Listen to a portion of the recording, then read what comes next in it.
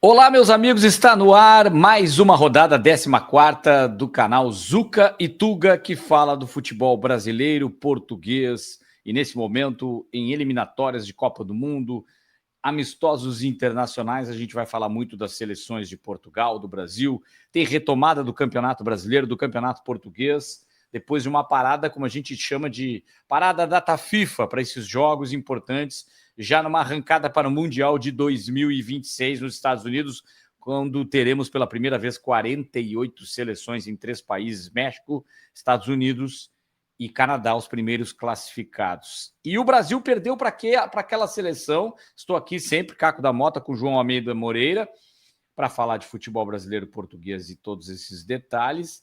O Brasil perdeu para aquela seleção que foi a primeira, exceção aos países sede, a se classificar para a Copa do Mundo, um trabalho que já vem de um longo período. E antes de passar a bola para você, João, será que o Brasil de Ancelotti preocupa? Eu já vou dizer que não. Eu estou muito satisfeito com tudo que tenho visto da seleção brasileira. Ué, mas perdeu por 3-2 para o Japão, um amistoso, estava vencendo por 2-0, claro, um tropeço que no jogo preocupa se isso for um recorte para o que acontecerá na Copa do Mundo do ano que vem, mas eu não acredito que o Brasil terá esse espírito quando entrar em campo numa Copa do Mundo. Agora, uma coisa que é importante que o Ancelotti vai ter que trabalhar e não depende dele, para mim foram erros individuais, ficaram claros. Erro do Fabrício Bruno 2 vezes, que é bem ruim para o jogador, não é por isso que acredito que ele nem vá para a Copa, mas também acaba comprometendo um pouco. E do próprio gol. Daqui a pouco a gente vai dar a lista, a minha e a do João, os 26 que a gente acredita que deverão ir para a Copa. E aí eu entendo que, mesmo assim, o Brasil estava com um time alternativo, rodando o elenco, o Ancelotti conseguiu abrir 2-0, e aí o problema é que eu ia falar, é a mentalidade do jogador brasileiro, que é um problema muito sério, que a Argentina, por exemplo, não tem. Embora o Brasil, por exemplo, eu ia citar, o Brasil perdeu por 7-1 numa Copa para a Alemanha. Os argentinos, eu não sei se terminaria o jogo, não que eu ache bonito aquilo, mas o comportamento é diferente. Por mais que a Argentina já perdeu por 5-0 para a Colômbia certa vez em Buenos Aires, mas aquilo virou uma revolução na Argentina. É outro espírito quando joga. Eu acredito que o Brasil tem uma coisa do jogador brasileiro se achar, e realmente eles têm muita habilidade, muita qualidade, e quando eles tocam 5-0 na Coreia do Sul, e eles abrem 2-0 para cima do Japão, que é uma seleção muito organizada, o Brasil virou a chave achando que estava... agora é o Brasil, vamos para a Copa. Pintou um oba-oba, um desligamento. Faltou aquela concentração. Tanto que é isso que o técnico italiano fala muito na coletiva, que foi um segundo tempo ruim, faltou concentração, a mentalidade não foi boa, o mental é que preocupa. Taticamente, o Brasil está trabalhando bem, trabalhou a defesa, ele tem os 2 pilares, Casemiro e Bruno Guimarães, e coloca 4 atacantes que ele tem um arsenal. Daqui a pouco a gente vai falar até desses nomes na lista. Chega a sobrar jogadores no Brasil para frente. Acredito que nas laterais ainda tem alguma questão. E quando você troca goleiro, zagueiro, você corre um risco contra uma equipe muito organizada. E nada maior do que a mentalidade do Japão, né? Tanto que o Japão, quando faz o gol e o 2-1, aparece o técnico fazendo assim, ó. Concentrem-se, dando a entender que aproveitem o desvio de foco do Brasil, vamos para cima que a gente tem condições de virar, e certamente foi isso que aconteceu. Então eu não me preocupo, João. Eu acredito que foi uma derrota no momento que o Brasil pode perder, amistoso, fica um alerta, é interessante, até mesmo para, tomem cuidado, e para que o próprio Ancelotti possa cobrar dos jogadores nesse sentido. Não foi uma derrota do problema coletivo, que aí seria um problema do Ancelotti. Foi um problema individual. Tudo bem, João? Tudo bem, olá, Caco, olá a todos. Sim, é verdade. Quando nesta operação Ásia, digamos, o Brasil vence um jogo por 5-0 e depois perde o outro por 3-2 de virada, acho que a conclusão que se pode tirar é que não há conclusão a tirar, né? Foi um jogo ótimo e outro ruim, ou pelo menos 45 minutos ruins. Ou então talvez haja uma conclusão a tirar, que é que o Ancelotti, eu acho, tem que começar a afunilar um pouco as escolhas, né? Tem que começar a escolher, a experimentar menos. Por quê? Porque até agora perdeu 2 vezes, na Bolívia e agora em Tóquio, né? Acho que foi em Tóquio o jogo, né? Enfim, no Japão. Sim, foi. Perdeu esses 2 jogos em que circunstâncias? Quando decidiu mudar 8 jogadores ou 9, lá na Bolívia, não sei se você lembra, também mudou uns 8 jogadores, porque havia muitos cansados e havia altitude. Então, quando se muda 8 jogadores, é natural que as coisas. Que o resultado não acompanhe, né? Tudo bem, até o intervalo o Brasil estava a jogar muito bem, parecia continuidade, como você falou, do jogo da Coreia, né? Parecia 7-0 na Coreia ainda, parecia o mesmo jogo. Mas depois, realmente, houve ali também fatores como erros individuais, que você também citou, mentalidade de salto alto, né? Do gênero, já tá tudo bem e tal, já tá, o Brasil voltou, né? Ficou muito essa ideia e o Casimiro, no final do jogo, falou, não, a gente não pode se descuidar nem um minuto, não é? Isso fica um alerta para a Copa, não se pode descuidar. E seja com a Alemanha, seja com a Argentina, seja com a Espanha, seja com o Japão, né? Hoje em dia o nível das seleções não é tão grande assim, a equipe do Japão é muito organizada, boa, e então não dá para haver erros de concentração. Mas eu acho que a principal conclusão que eu tiraria, se fosse o Ancelotti, era do estilo. Bom, eu agora já vi tanta gente, já vi 45 jogadores, né? Eu já escolhi 45 jogadores. Tudo bem que pode haver mais uns 3 ou 4 pontualmente que podem ter uma oportunidade. Chegar aos 50, aos 55, mas está na hora, agora nos próximos jogos, de começar a jogar quase sempre ali com os mesmos 11, 15, 16, 18, né? Começar a afunilar, né? Começar a escolher. E é por isso que a gente também vai discutir um pouco isso, né? Quem é que podem ser esses 26, né? Acho que já está na hora de começar a escolher, né? É Já. verdade. João, o que eu vejo assim é que se ele não fizesse isso, Não, é. agora ele tem jogos só em março. Sim. E a ideia é que é interessante, a organização da seleção é que vai, queira ou não, esses adversários são completamente diferentes, os asiáticos, as duas seleções. O Japão é uma seleção forte, e talvez alguém vá pensar assim, nossa, quando pegou uma seleção forte, tropeçou, mas esse não é o Brasil titular, né? Na última vez não tinha o Vini Júnior, agora não tem Rafinha, então é diferente. Mas é verdade, o afunilamento tem que começar por essa lista aqui que a gente vai passar agora, cada um. O que a gente fez, né, João? A gente pegou todos os que foram convocados pelo Ancelotti, para não inventar nada fora do que ele está fazendo. Nem Porque Neymar. vamos... porque senão, nem Neymar, porque senão nem nós Neymar. Vamos. Apesar que ele foi chamado uma vez e daí machucou, né? Mas a gente vai falar do Neymar. O Neymar não tem como não falar depois, mas é um caso à parte sempre. Mas aí a gente tem, então, o que a gente fez? A gente pegou os convocados do Ancelotti, e em cima dos convocados, a gente fez uma lista do que é esse afunilamento de convocação. E você estava falando, né, João, nem era afunilamento de convocação, era afunilamento do time também. Sim, né? também. Tentar botar mais vezes o time titular. Isso acho que no ano que vem vai começar também de uma forma gradativa, e é difícil treinar a seleção porque não tem coletivo que nem clubes, né, que você está sempre trabalhando ao longo do ano, são datas pontuais, tanto que até algumas seleções europeias, a UEFA, ela está com uma eliminatória que vem eliminatória, vem Liga das Nações, vem eliminatória, que meio que atrapalhou o calendário da UEFA, e algumas seleções estão se complicando com isso. Daqui a pouco a gente vai falar até de Portugal. Mas, João, tá aí a sua lista, fique à vontade para escalar os seus 26. Então, com base nos 45, né, descartei 19, né, e ficaram esses 26 que eu acho que assim pode ser de forma mais equilibrada, a escalação do Brasil da forma mais equilibrada, e pensando um pouco como o Ancelotti, que tem um jeito de pensar, por acaso eu concordo, é mais ou menos parecido com o meu, um pouco mais conservador, assim, com jogadores com mais peso, digamos, e por peso refiro a experiência, etc.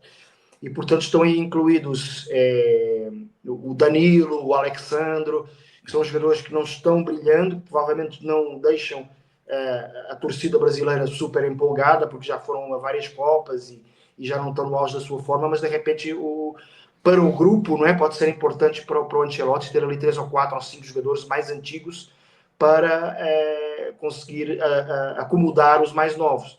Foi por isso que o Casemiro passou de não convocado para titular, né? Hoje em dia eu acho que ele é um dos titulares. E portanto, aí está. Alisson, Ederson e o Bento, foi a minha escolha para goleiros. O Bento está ali a verde e você depois vai explicar porquê, porque é uma das diferenças, uma das raras diferenças das nossas duas escolhas, né? Eu coloquei o Bento, você colocou outra opção, que vai já falar depois. Como laterais, coloquei o Wesley, o Danilo para a direita, o Alexandre e o Carlos Augusto para a esquerda. Carlos Augusto também você deixou de fora e vai colocar outro nome. Como zagueiros, coloquei o Militão, embora eu acho que já disse várias vezes que até acho que o Militão pode vir a ser a opção para lateral direito. Marquinhos e Gabriel Magalhães parecem 2 titulares, mais ou menos garantidos já, garantidos com muitas aspas, né? Ainda há lesões, ainda há tanto tempo até chegar lá, mas nesse momento eu diria que é a opção do Ancelotti para a zaga. Alexandre, que o Ancelotti gosta bastante e tem jogado muito bem como mais uma opção de zagueiro, não é? E o Léo Ortiz, idem. Acho que ganhando ali na corrida ao Beraldo, que também tem sido convocado, e ao Fabrício Bruno, que errou, ou seja, não que seja só por causa do erro, mas obviamente contribui, né? Numa escolha que está tão acirrada, erros graves podem contribuir, não sei se conscientes ou subconscientemente, mas devem contribuir nas escolhas do Ancelotti. Depois no meio campo, Casemiro, Joelinton, Bruno Guimarães, Gerson e Paquetá, né? Todos jogadores fortes, muito fortes fisicamente, né? Para aguentar depois os 3 ou 4 jogadores titulares no ataque, né? Porque pode ser uma boa opção para o Brasil jogar com 4 jogadores leves, né? Como jogou com a Coreia do Sul, principalmente naqueles jogos com seleções um pouco mais fracas e que se fecham muito. E, portanto, convém ter jogadores de muita força física e de muito peso ali no meio campo. E os atacantes é mais ou menos o óbvio, deixei alguns jogadores craques até de fora, mas, enfim, Rafinha, Estevão, Vini Júnior, Luiz Henrique, Rodrigo, Martinelli, Richarlison, Mateus Cunha e João Pedro parecem os nomes mais fortes. Deixei de fora Igor Jesus, por exemplo, que de repente pode entrar, se começar a fazer muitos gols no campeonato inglês. Pode haver aí o Richarlison, pode ter mais um momento de seca de gols e sair, ou o próprio João Pedro acabar por não jogar tanto, enfim. Há muitas alterações aí, muitas hipóteses aí. Há o André Santos, que parece que o Ancelotti gosta bastante, só que o André Santos lá no Chelsea sofre um pouco da concorrência que tem o Enzo Fernandes e o Caicedo, né? Também não joga. Ambos sul-americanos, e portanto, ou o Enzo Maresca arruma ali um espaço para os 3, o que eu acho difícil, ou ele acabará sempre por ser uma segunda opção. Talvez até, quem sabe, fosse boa opção para ele ser emprestado a um clube francês ou a um clube um pouquinho menor da Inglaterra e jogar mais. Mas, enfim, há muitas opções. Eu não coloquei o Gomes, né, que era do Flamengo e que está lá na Inglaterra, o André, que era do Fluminense. Enfim, há vários nomes, muitos nomes. Exato. Entretanto, só para antes de passar a bola, eu acho que nesse momento, na cabeça do Ancelotti, ele tem assim mais ou menos 7 jogadores que já são titulares, na minha opinião, que são o Alisson, né, que não há motivos para mudar, embora haja algumas críticas ao Alisson, que nas Copas do Mundo não fez a diferença, né, mas também não deu nenhum frango, nada disso. E tem sido um jogador de uma regularidade, de um nível altíssimo no Liverpool. Portanto, acho que o Alisson continua, não há razão para não continuar. A dupla de zaga também, como eu já falei, parece que vai ser Marquinhos e Gabriel Magalhães, titulares de Paris Saint-Germain e Arsenal, duas das melhores equipes do mundo nesse momento.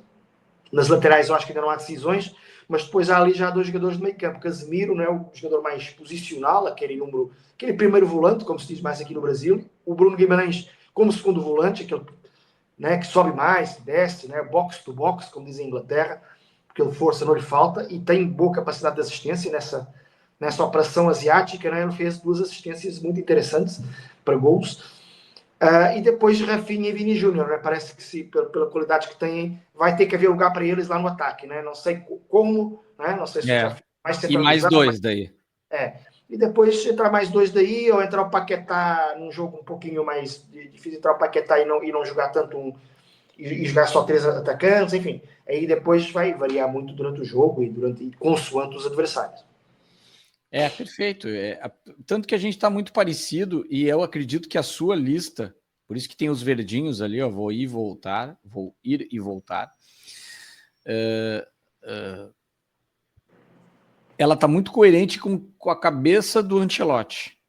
Por exemplo, aqui, ó, a minha mudança é o John, que está no Forest, mas goleiro muito bom. Eu gosto demais do John. Desde o tempo que acompanhava de perto no Internacional e muito pelo que fez no Botafogo. E aí o Bento acompanha alguns jogos do Al Nassr. Não que ele vá mal, mas ele não é tão exigido. Aquilo que você falava também em relação era o Andrei, né? São jogadores que acabam não sendo tão exigidos, embora ele não vai ser titular, né? O titular é o Alisson. Cada vez mais o Alisson sempre tem um questionamento, mas é impressionante, porque para mim é muito goleiro da seleção. E o Douglas Santos foi uma grata surpresa, um achado assim. Não que é um jogador perdido que ninguém sabia quem era, mas o Ancelotti deu uma oportunidade e eu gostei do Douglas Santos. Mas eu acredito que o fato do Carlos Augusto jogar na Inter, acredito que a sua característica também está mais voltado. O que pega aí vamos começar pela defesa, né? O goleiro não tem dúvida, em termos de titular, o Alisson. Exatamente. As laterais, compondo com a zaga, que eu concordo contigo, João, que aí eu não sei se o Militão não vai acabar, porque eu não tem o Wanderson também para lateral, né? Joga no Mônaco, direito. O Wesley, Wanderson... O Paulo Henrique fez um gol agora, né? Evidente que tem que ser tomado em conta. Eu gostei da força física do Paulo Henrique também. A questão física. E esse zagueiro lateral é algo que Aí tem a questão física do Militão, voltando de uma lesão, mas, nossa, tem muito tempo até o Mundial para ele ficar muito forte, muito intenso. E eu não sei se ele não vai jogar o Militão para lateral e daqui a pouco ele vai chamar mais algum outro zagueiro ou até abre uma vaga no meio, não sei. Enfim. Mas aí a lateral esquerda também é algo que não está consolidado, não está bem consolidado. A defesa também estou nessa, do Marquinhos e o Gabriel Magalhães, embora ele goste tanto do Militão, mas na zaga ele perde espaço para que esses dois jogadores estão apresentando. Aí tem uma dúvida se realmente o Léo Ortiz ou outro jogador, o próprio Alexandre foi um achado dele, acredito que se ele trouxe é difícil que mude.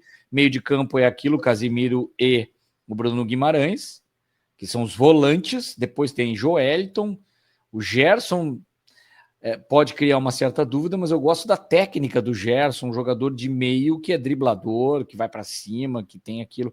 O Paquetá, às vezes, ele apaga um pouco nos jogos, mas ele é que tem uma característica de poder do volante até entrar dentro da área, sendo um jogador que tem uma armação. E eu vejo aí, olhando, que até se vai que o Felipe Coutinho joga muito, começa a voar no Vasco, ele tá indo bem, mas acho que tem que... No Vasco você tem que jogar o dobro do que os outros jogam na Europa para chamar a atenção, porque é mais fácil jogar no futebol brasileiro, né? A exigência. Mas se ele começar a cobrar falta com precisão, gols de falta, é uma arma, é importante. E ele feliz no clube, eu gosto da característica de ser um cara 10 também. E é importante, que poderia ser o velho Neymar que a gente sempre acaba discutindo. Mas aí eu olho para o ataque, é muito difícil mexer no meio-campo ataque nessa lista.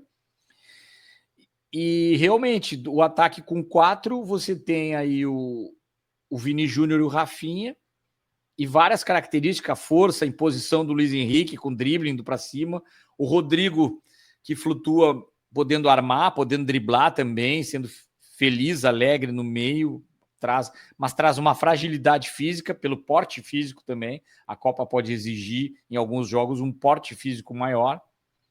O Martinelli também um pouco mais leve. Aí o Richarlison mais centroavante, mais área, embora se mexa. Mas eu gosto da força física do Matheus Cunha nesse aspecto, jogando no United agora, subindo de patamar em termos de camisa de clube, por mais que o United hoje não seja o United de tempos atrás.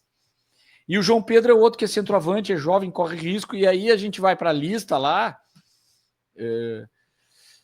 Tem o Igor Jesus, que você falou, eu não vejo. O Samuel Lino a gente não citou, né? Que é um jogador de lado. Tem o Antony também, Sim, que é aquele jogador. Mas aí eles perdem muito peso, esse jogador que pode jogar pelo lado, que bate bem na bola. Perde para o próprio Rafinha, perde para o próprio Estevão.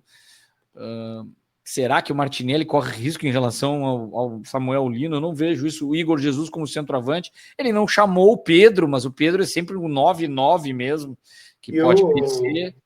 E o próprio Caio Jorge, né? Ele chamou, mas é o atual artilheiro do Brasileirão, mas talvez esteja um patamar um pouquinho abaixo, né? Um degrau abaixo.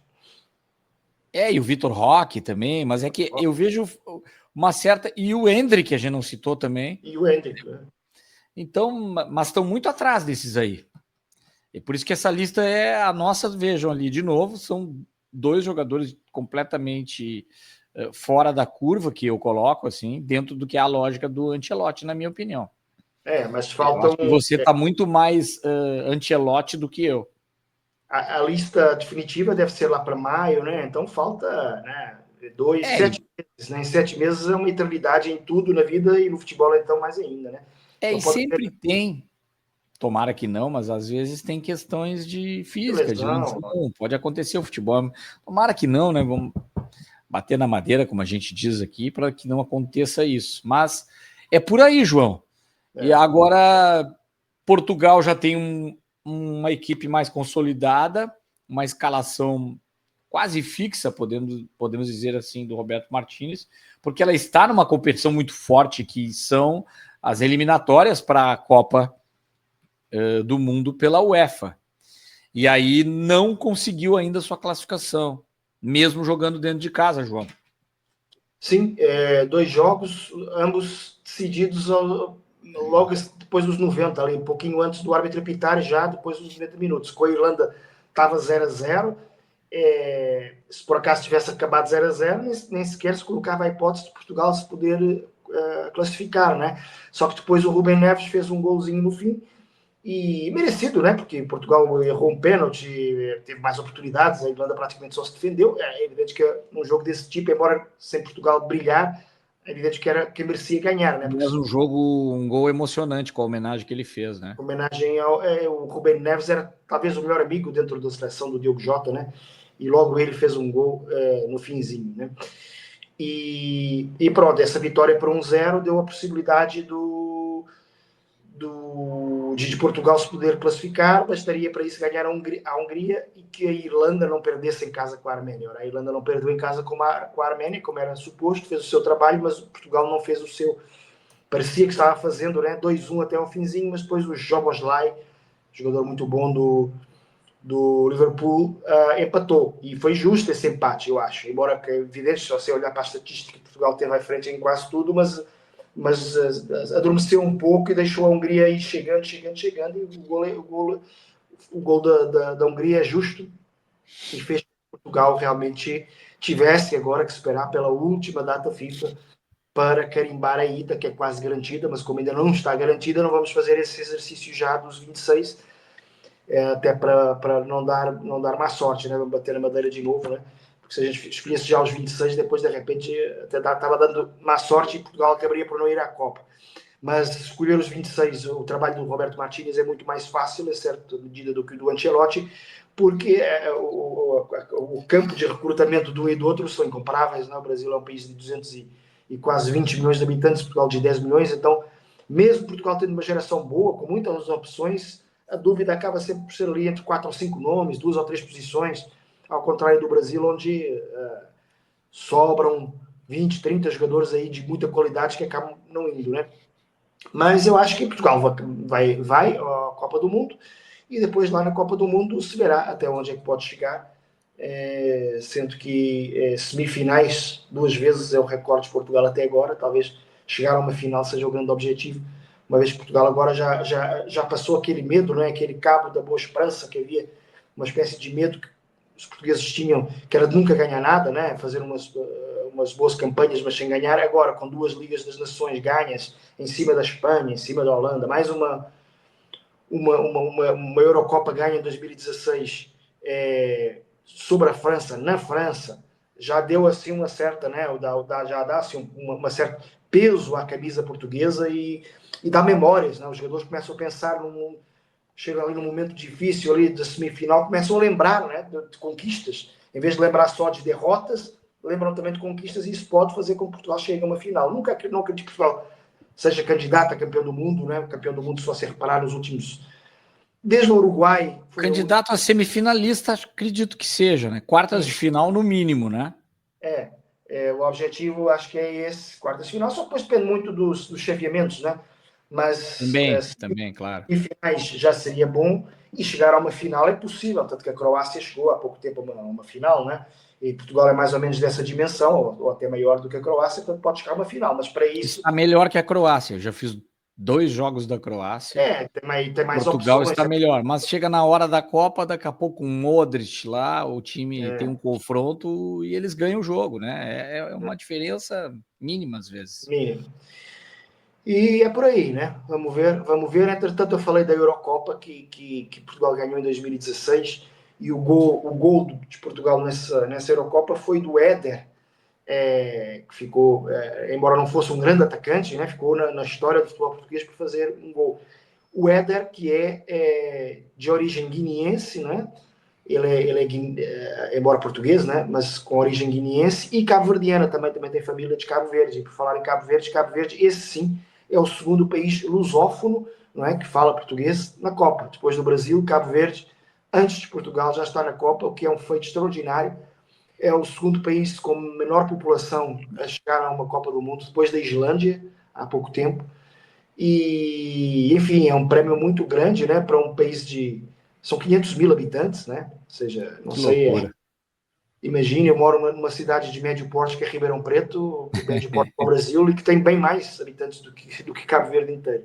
Cabo Isso que Verde são várias ilhas, são 6 ilhas no total? Não, mais, são 10 ilhas, eu acho, e 10 ilhas.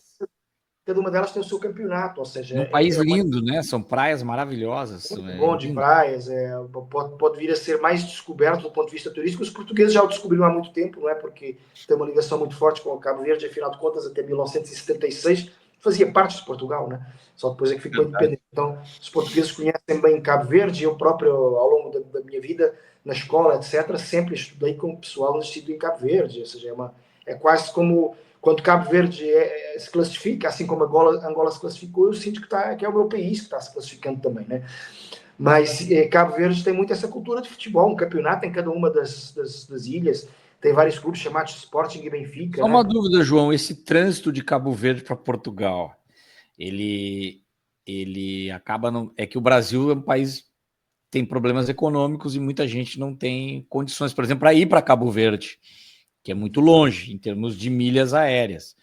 Mas para Portugal, essa ligação até histórica, ela é marítima e também aérea, e ela não é caro ir para o Cabo Verde, é tranquilo. Não sei se você sabe isso também, né, nessa questão. Não, É relativamente tranquilo. Quero passar as férias de verão no Cabo Verde, vou para as praias do Cabo Verde. Deve ser muito comum isso para o português, mas é mais o português rico ou de certa forma dá para ir para Cabo Verde?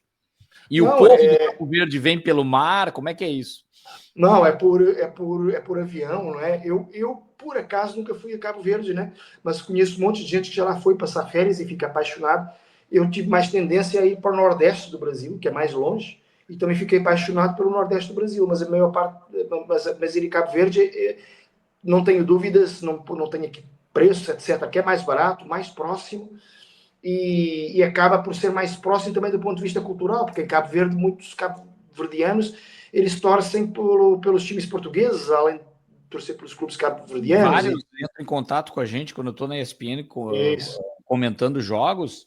Vem mensagens, estou aqui do Cabo Verde ouvindo você. É impressionante, os cabo-verdianos eles são muito intensos. É E, isso.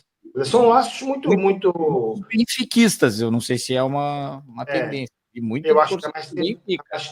a mais tendência é a Benfica, apesar de ser verde, o Cabo é um Cabo mais encarnado. Mas sim, Benfica Sporting, muitas torcidas do Porto, talvez um pouco menos, mas também. E tem times chamados Sporting daqui, Benfica da lá, enfim, tem uma ligação muito forte com Portugal. Quando eu nasci, em 1973, Cabo Verde era Portugal, era como estaríamos a falar de Cabo Verde como hoje falamos da Madeira ou dos Açores, não é? Então, por aí se vê a proximidade. E, inclusive, há jogadores como o Nani, que foi um jogador muito relevante do futebol português na década passada, principalmente. Foi talvez até um dos jogadores mais importantes depois do Cristiano Ronaldo. Ele nasceu em Lisboa, mas é descendente de cabo-verdianos, não é? O Oceano, que talvez aqui no Brasil não seja muito famoso, mas em Portugal era muito famoso, foi capitão do Sporting durante muitos anos e jogador da seleção portuguesa. Era um jogador também nascido mesmo em Cabo Verde, mas português de opção. E não só, não é? Porque tipo, os cabo-verdianos emigraram muito para Portugal, principalmente, mas também para a Holanda, ou Países Baixos, como se diz hoje, Estou também para. colocando no mapa aí, João, para a gente ter uma ideia. Olha, boa. O Cabo Verde está ali a oeste da África e lá na ponta, lá no norte, aqui é o Atlântico Norte, o Brasil está aqui, ó. Então, claro que por mar, por isso que eu perguntei, né? Marítimo, certamente Portugal veio para cá, os seus grandes navegadores que foram para o Brasil também, e aí colonizaram e tiveram essa força aqui com a língua portuguesa nessa região. Mas aí, certamente, não é um voo tão próximo. A gente olha que não é algo tão próximo Não, assim, mas você tem razão, é mais ou menos sei lá, Santa Catarina, Salvador, uma coisa assim, talvez em Minas. é mais próximo do que Lisboa a Fortaleza, né? Por exemplo, e muita gente vai de férias para Fortaleza, em Portugal. E em Cabo Verde também vai. É uma coisa que está mais ou menos acessível a uma certa classe média portuguesa, não tanto. Em Portugal é evidente que essa conversa agora demoraria muito tempo, né? Mas o tecido social em Portugal é bastante diferente do brasileiro e a classe média tem bom acesso a viagens, etc. Mas, obviamente, mesmo assim é bem caro, não é? Não é uma coisa, é uma coisa que tem que se prever para a maioria das pessoas. Mas sim, é comum ir viajar para Cabo Verde, gente, inclusive, que tem investimentos em Cabo Verde, muitos investimentos de hotelaria, etc., portugueses lá, e vice-versa, obviamente, muitos cabo-verdianos que vão para Portugal e outros pontos da Europa, porque, por exemplo, o Patrick Vieira, né, jogador muito famoso da França, campeão francês em 1998, embora francês e embora com ligações ao Senegal, também tinha, penso que a mãe dele era cabo-verdiana e o pai francês, ou vice-versa. Portanto, por isso se vê que o Cabo Verde já teve um filho seu campeão do mundo de futebol pela França, né? E campeões europeus, vários, inclusive o Nani que eu falei há pouco, embora o Nani seja português, nascido em Portugal, mas com sangue, poderia jogar, né, pela seleção cabo-verdiana, se tivesse escolhido, etc. Então, está de parabéns Cabo Verde e é merecido porque é um país Uma com festa muita linda ligação dos ao futebol. cabo-verdianos, uma emoção, muita dança, muita alegria. A gente se identifica muito assim com essa, com a língua, com a alegria e fica muito próximo assim. Até um alerê, uma coisa meio brasileira. Eu achei muito legal a festa deles.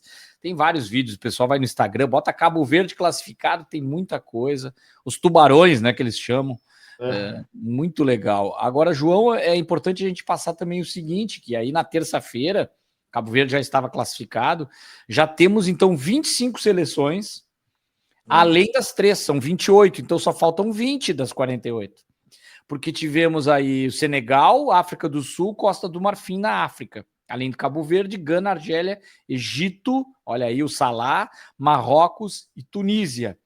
Aí as seleções asiáticas, o Catar, Arábia Saudita, que eu comentei esse jogo, jogou muito mal, nervosíssima a Arábia Saudita, errando gols, jogando dentro de casa, em Jeddah, contra o Iraque, mas jogava pelo empate, aí empatou e conseguiu se classificar, mas nossa, foi um drama, um dramalhão.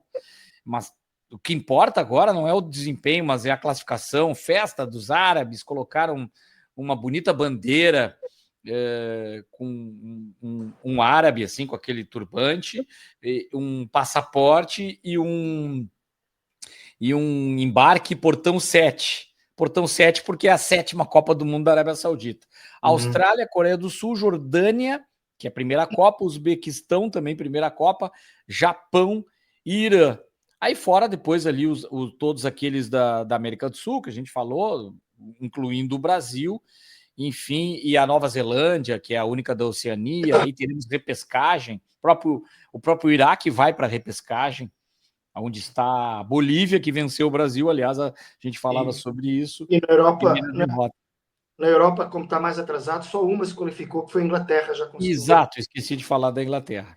Isso, Portugal, se não tivesse sido gol se não tivesse sido gol no finzinho no jogo Portugal-Hungria, era Inglaterra e Portugal, mas nesse caso ficou só Inglaterra. E é a primeira classificada da Europa, porque goleou a Letônia por 5-0. Bom, legal, a gente já está entrando num clima de Copa do Mundo e já vendo isso. E desses jogos que fiz, agora a gente vai falar do Brasileirão, mas alguns jogos que fiz, e olhando eliminatórias europeias, principalmente, a gente começa a ter uma ideia. Por isso que, voltando um pouco à pauta lá anterior, a primeira, eu estou muito animado com o Brasil. Eu acho que eu estou me iludindo demais, mas eu estou muito animado com o Brasil do Ancelotti. Ele está me animando, João. Eu estou com uma esperança assim, de que seja um fora da curva, meio que aquilo que aconteceu com a Argentina. Daqui a pouco ninguém dá muita bola e o Brasil vem chegando. Pode até decepcionar na estreia, aquela coisa, sabe? Empata na estreia, perde. Aí, nossa, o Brasil vai mal na Copa e acorda depois daquilo, que nem a Argentina. Embora o Brasil não tenha esse gênio no time, que é o Messi. Um cara que faz muita diferença, né? A Argentina tem isso. A Argentina ainda é muito mais candidata que o Brasil, mas eu estou esperançoso. Brasileirão, o que a gente pode falar aqui? Nessa quarta-feira tem Palmeiras e Bragantino. Estou errado ou não? É isso mesmo. Tá certo, tá certo. Botafogo e Flamengo. A gente está tanto tempo sem falar de brasileiro que às vezes tem uma dúvida, mas está aqui o Mirassol Internacional. Fortaleza e Vasco, Atlético Mineiro, de novo o Atlético podendo perder para o Cruzeiro em casa, que aliás é um perigo. O Cruzeiro é a equipe que mais venceu o Atlético na sua nova arena. Santos e Corinthians, clássico paulista. E acredito que daí depois temos na quinta-feira, que ele não está dando pelo Brasileirão. Aqui tem Sport Recife, Ceará, e tem o Grêmio e São Paulo também jogando na arena. Não sei se esqueci, mas temos aqui pelo menos os principais jogos. Botafogo e Flamengo, sensacional. E depois a gente tem aquele jogo que a gente falou, que a gente tem um Flamengo e Palmeiras também, que é praticamente uma final antecipada. Mas eu acredito, de Brasileirão, não quero falar jogo a jogo, vou ser repetitivo. Eu acredito que o Palmeiras está muito bem encaminhado para o título, e quem corre por fora, muito próximo e com um elenco para isso, é o Flamengo. As demais equipes é briga de Libertadores, enfim. E que legal, o Mirassol já tem o seu objetivo alcançado, né? Joga com o Inter já classificado para o Brasileiro do ano que vem, que era o seu objetivo, não cair. Agora joga mais leve, mais solto, podendo até pensar em outra coisa, porque está no G4 do Brasileirão. Impressionante, João. Sim, eu acho que é uma semana muito importante, pode ser importante, pode ser decisiva, né? Porque se o Palmeiras ganhar o Bragantino, digamos que é o mais lógico, né? Não é garantido que aconteça, porque o Campeonato Brasileiro é muito disputado, mas se o Palmeiras ganhar o Bragantino, que é o mais lógico, soma mais 3 pontos, claro, e à mesma hora, ou perto disso, a clássico, Botafogo e Flamengo. Não só é um clássico, que é por isso imprevisível, como estamos a falar do atual campeão recebendo o Flamengo. Então é provável, assim, ou pelo menos não é de se deixar de pensar, que o Palmeiras possa ganhar mais pontos ainda ao Flamengo nesta rodada de quarta-feira. E depois, se o Palmeiras, por acaso, conseguir sair não derrotado, mesmo que seja só com empate do Maracanã no domingo, aí eu acho que o Palmeiras passa a ser candidatíssimo a campeão brasileiro, bem acima do Flamengo, né? Ou seja, pode ser uma rodada que pode decidir o futuro do Brasileirão e pode decidir um Palmeiras praticamente campeão. Claro que é cedo, eu sei, não é? Mas mas se o Palmeiras conseguisse escapar em colo destes dois jogos e o Flamengo perder pontos, tanto com o Botafogo como com o próprio Palmeiras, eu acho que aí já não escapa o título ao Palmeiras. Eu tenho até as prováveis escalações. Acho que esse é o jogo mais forte. Eu acho que não, o que mais impacta. O Palmeiras Bragantino também, mas é que o Botafogo também é uma equipe, exatamente por ter sido campeão do ano passado, embora esteja bem abaixo, muito instável, trocando técnico de novo, enfim, inclusive filho do Ancelotti. Mas ele vem aí com o provável Léo Link, Matheus Ponte, Davi, Ricardo, Barbosa, Marçal, o Alan Marlon Freitas Savarino, meio campo muito forte, Santiago Rodrigues, Arthur Cabral e o Cuiabano jogando o lateral, jogando como ele foi de origem, um meia atacante, meia esquerda, ponta esquerda. Aí você tem o Flamengo com Rossi, Varela, Léo Ortiz, Léo Pereira, Alexandro, Pulgar, Jorginho, Arrascaeta, Carrascal, Samuel Lino e Pedro. Nossa, a diferença hoje do Flamengo para o Botafogo, o que pega aí é a questão que é incrível, mas como o clássico ele acaba às vezes aproximando um pouco, equalizando e deixando as equipes mais próximas pela rivalidade. Mesmo que Botafogo e Flamengo não seja a rivalidade de Vasco e Flamengo, né? Mas acaba equilibrando um pouco as coisas. Botafogo jogando em casa também. Ele tem essa vantagem de uma torcida, por mais que a torcida do Flamengo seja gigante também. É um clássico e não é fora, né? Porque às vezes eles inventam de jogar em outro. No Newton Santos, ele não faria isso. E no seu gramado mais habituado, é um risco de empate do Flamengo, né, João? Tem um risco de empate. Daqui a pouco o Palmeiras ganha e a classificação que chama atenção que o Palmeiras e o Flamengo eles têm 26 jogos. E o Cruzeiro, o Mirassol, o Botafogo, inclusive, 27. O Bahia, que tem 26 jogos, o Fluminense também tem jogos a menos. Então, o Palmeiras e o Flamengo ainda tem isso. Eles estão à frente dos demais. A diferença do Flamengo de 3 pontos para o Cruzeiro, 55 a 52, e eles têm um jogo a menos ainda em relação ao Cruzeiro, que é aquele terceira força hoje do futebol brasileiro, fazendo um papel que às vezes o Galo fazia, hoje é o Cruzeiro que está fazendo. Mas enfim, é mais ou menos por aí. E o Portuguesão, que podemos dizer do Porto, Benfica, se reinventando com o Mourinho, ainda se readaptando a uma nova realidade, se tornando um pouco mais forte, e o Sporting também, com algum tropeço, enfim. Mas acredito que esse é mais equilibrado para os três. Acredito que o Porto é o fora da curva. O Porto é como se fosse o Cruzeiro, se o Cruzeiro fosse o líder hoje. Seria uma surpresa. O Porto é isso no português. E aí você tem o Sporting e o Benfica, que são o Palmeiras e o Flamengo do português. São os maiores candidatos. O Porto acabou surpreendendo e entrou na briga por isso. E acaba deixando mais equilibrado. Eu acredito que Portugal, sim. Um desses três poderá sim ser o campeão. Por incrível que pareça, o Porto tem sim chances pelo que está fazendo para ser o campeão português dessa temporada, João. Sim, o Porto, a temporada passada, foi um pouco fora da curva, né? Porque o Porto é sempre competitivo, né? No tempo do Sérgio Conceição, sempre lutou pelo título e ganhou algumas vezes, etc. Mas o ano passado realmente esteve muito mal, também foi um ano de transição, né? Até não só de treinador, mas inclusive de presidente, com a morte de Pinta Costa, com a eleição de André Vilas-Boas, etc. Mas é o time que tem um teste um pouco mais difícil nesta rodada, né? Os jogos não são assim escaldantes, né? Não há um derby, não há um clássico, não há um Botafogo-Flamengo, né? Mas há um Benfica-Aroca, Tondela Sporting, Moreirense-Porto, não são jogos que empolguem muito, mas o Moreirense-Porto acaba por ser interessante porque o Moreirense é quinto classificado, está a fazer um bom campeonato, é um bom teste para o líder. Já o Benfica recebe o Aroca, que está em 11º, e o Sporting vai a Tondela, que está em 17º. Ou seja, Benfica e Sporting têm a obrigação claríssima, teriam sempre, né? Mas têm ainda mais clara de vencer nesta rodada. Já o Porto também tem essa obrigação, logicamente, tem Moreira de Cónicos, pequena cidade ali ao pé de Guimarães, mas o Moreirense é quinto, né? É um teste. O Moreirense é uma das boas equipes assim, deste campeonato. Mas, enfim, não é uma rodada eu acho que tão importante como as rodadas as próximas 2 rodadas do Brasileirão, né? Onde eu acho que o Palmeiras, com uma conjugação ali de resultados até provável, pelo menos em teoria, pode vir a destacar-se e caminhar rapidamente para o título. Eu fiz um jogo da Ucrânia e o Sudakov saiu machucado.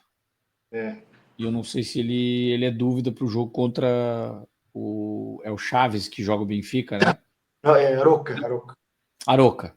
Eu não sei se ele é dúvida para esse jogo, mas ele saiu machucado, tomou uma pancada forte, e é um jogador que tem acrescentado bastante a equipe do Benfica. Falamos de Cabo Verde, hoje a nossa homenagem, então, é uma expressão muito cabo-verdiana, João. Isso, Crechel é uma palavra que em cabo-verdiano, né? Ou seja, no crioulo cabo-verdiano, que é uma espécie de mistura de línguas locais com o português, né?